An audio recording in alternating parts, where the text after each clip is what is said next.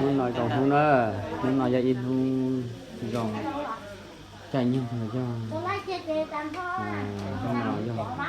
thì chạy dòng kia dòng gà tới tôi mi ăn này tới tôi mi ăn tôi gia đình hôm nọ về tôi ở cái dòng xe lại cho của pi trò thì chạy dòng kia nhận dòng gà tôi mi tu nè nhưng mà những nút chỉ cỏ y nữa mình chỉ cỏ y hay cái gì đồ xong xe là cỏ y xong rồi ra họ trồng dụ đây sẽ để chỉ cho tụi mình chú nè nhưng hùa nhận nó đây tụi mình tu một hồi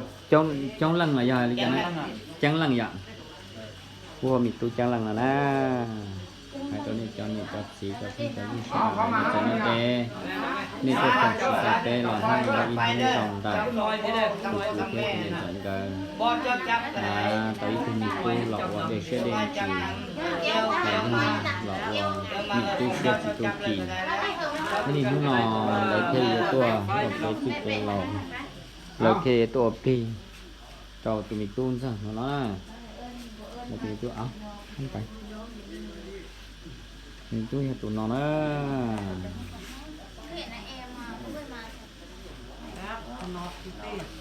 tôi nó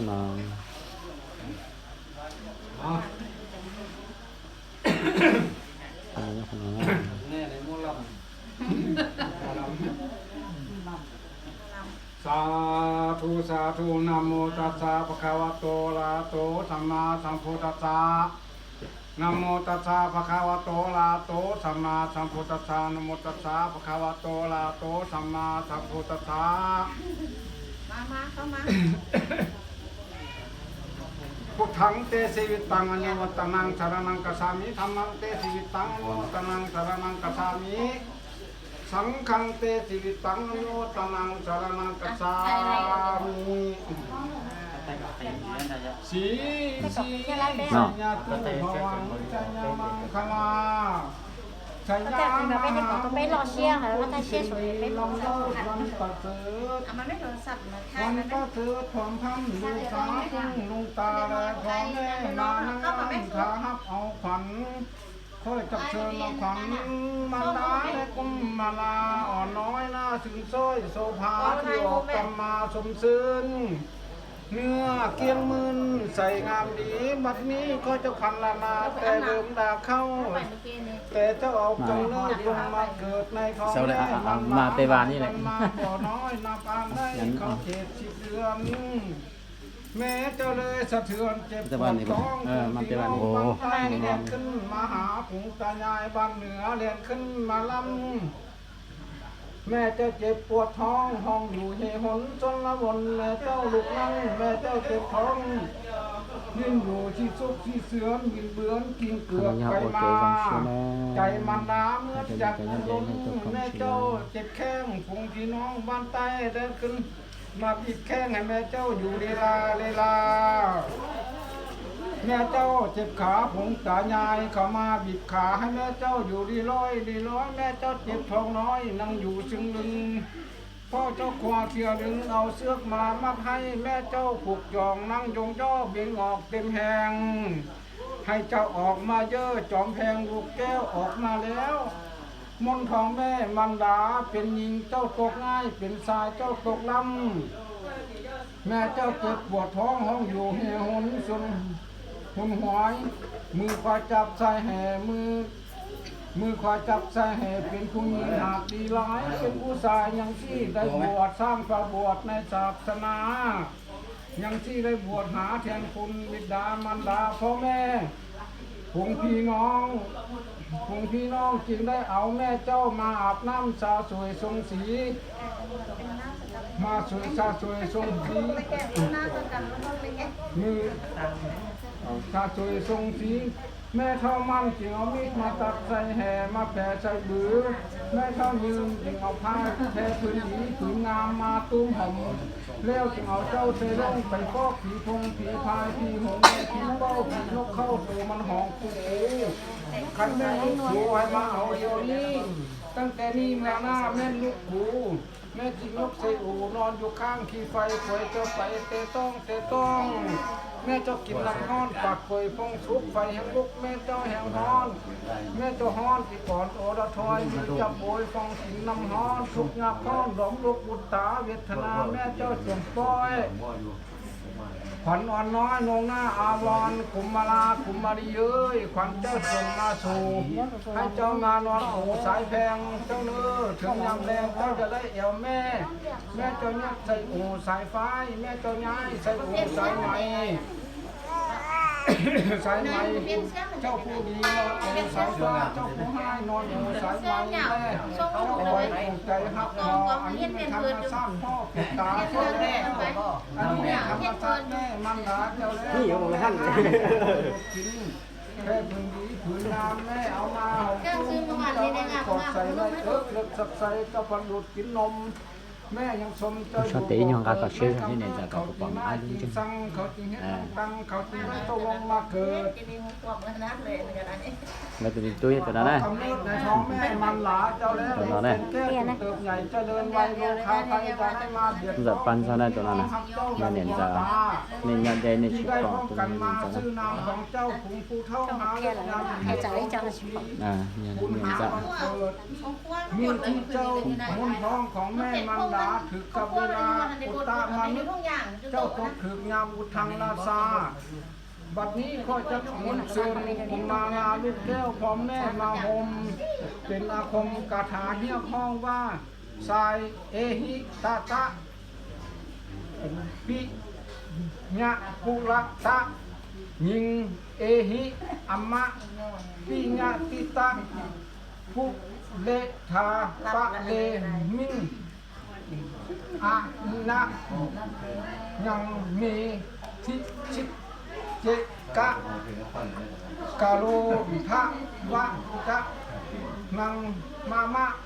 ว่ามาเยอะขวัญเอ้ยขวัญเจ้ามาฮอดแล้วอย่าได้คำเคืองอย่าได้คำเคืองแค้นคนทั่วแดนฮักหอมแต่เจ้าต่างโมชื่นสมบานในสมภารลูกหลานเกิดใหม่บัดนี้ค่อยจะพันค่อยเขาขวัญแก่นไทยของแม่มันดาที่ได้ถือพามานแสนนักห่วงท้องอุ้มท้องไว้ถึงเขตทุกเดือนแม่เจ้าเลยสะเทือนเจ็บปวดท้องจะแม่เจ้าเลยสะเทือนเจ็บปวดท้องนั่งนุ่งกล่องยำย่างไปมาแต่ใจของมันดาบอกเคยได้ประมาทงานย่างง่ายแม่ก่อเขี้ยวคมหนีบอกให้มีแนวใดสะเทือนถึงเจ้าเกี่ยวกับลูกแก่เงาที่เราอยู่ในคันจนถึงวันเจ้าได้ประสูติลูกแก่แก้วมุ่งจากคันมาทางปิดตามาดาก็ดีใจซึ้งซ้อยที่ได้มีลูกน้อยสืบหน่อแทนวงบัดนี้ก็จริงได้เฮียบห้องตุ้งเข้าหอมขวัญอุมาเยอะขวัญขวัญแม่นายตุ้งท้องขนมลูกนายคำก็ดีคำของแม่เสียส่วนงามเหมือนเนื้อนั่งก็ดีคำของแม่แข็งข้างปวดไหล่ก็ดีขวัญมันหนานอนสะเทียงอุ้มท้องรับในห้องฝันเที่ยวทางใจฝันได้ไปเที่ยวลงของป่าก็ลงของป่าก็ให้มาสามีวันนี้ขวัญแม่เจ้าไปค้าได้คำทองได้คำได้คำทองได้คำแดงให้มาสามือนี้วันนี้วันสองแพงมันดาแก่แก้วทำลูกเกิดมนแล้วให้เจ้าเคลื่อนแข็งดีวันหลูลาลูกฮักของพ่อในแม่โอ้ยบุญแผ่กว้างสืบสร้างบารมีจงมาเสวยความยินดีล้อมญาติพี่น้องเราตอนทำพวกพ้องทงหมู่มีให้เจ้ามานอนรักษาเกิดแล้วจะให้มาทงผ้าสบายผืนงานให้มีพุ่นแหละแก้วสองแม่มันดามาทรงหลวงมาลาหลอมพ่อหลอมแม่เจ้าจงมาฮอดแล้วให้เจ้าใหญ่เพียงลุงให้เจ้าเพียงป้าให้เจ้าจำเริญมากอยู่สวัสดิ์ใจนี้ว่ามาเยอะขวัญเอ้ย มาอยู่มุมหลอกอ่อนมาอยู่นอนหลอกพ่อหลอกแม่ให้เจะมาเป็นเกศจะลืมทำดีขันลูกเจ้าขอให้เล่นมาดีลาดีลาขวัญมันตาขอให้เล่นมาดีลาดีลาอย่ามาคนน้องสายญาให้มาสมมานาหลอกหัวเลยให้จะมาฝึกมันเด้อดีมีให้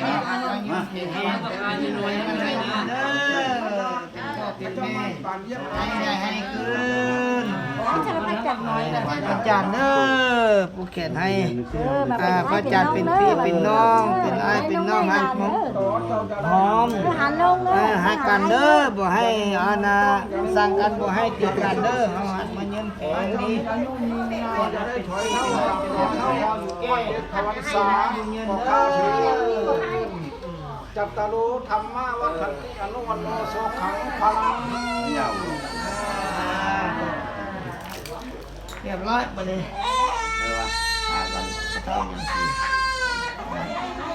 ไม่หมดเพราะคือวันหนึ่งให้เรายังมันเจ็บวันนี้ก่อนมาเป็นชุดไว้ฮะเรานั่นแหละสาธุสาธุสาธุนะโมตัสสะภะคะวะโตอะระหะโตสัมมาสัมพุทธัสสะนะโมตัสสะภะคะวะโตอะระหะโตสัมมาสัมพุทธัสสะนะโมตัสสะภะคะวะโตอะระหะโตสัมมาสัมพุทธัสสะสีจิตที่พาวรพาววรเวียนวิเศษไฟแก้วเกิดอยู่เมืองสวรรค์หินปุนปั้นตกแต่งยิ้วปัดแกงกงหนาพัดออกมาเป็นถุยออกมาเป็นเส้นหนึ่งแพงก่อนงัวแม่ลายเส้นหนึ่งแพงก่อนควายเส้นคู่เส้นหนึ่งแพงก่อนวัวเส้นคนเส้นหนึ่งมาแต่โบมาพมติลาดราคาข้ามคาบจำสารเลิศกว่าแสนเส้นสีมีกายเส้นหนึ่งซื้อว่าสีธนาเส้นหนึ่งซื้อว่าใหม่คำคมเส้นหนึ่งซื้อว่าทิพตาตนแวนประเสริฐเกิดแต่ห้องกุดฉิมหน้าลายพากินท้ายไว้ว่าเป็นฝ้ายมงคลว่าชัยระวังชัยมังคลังดังนี้ขอข้าเธอเอามาเจ้าเด่นมากนะเข้าก่อนบอกเฮ้ยเอามาก่อนน้ำ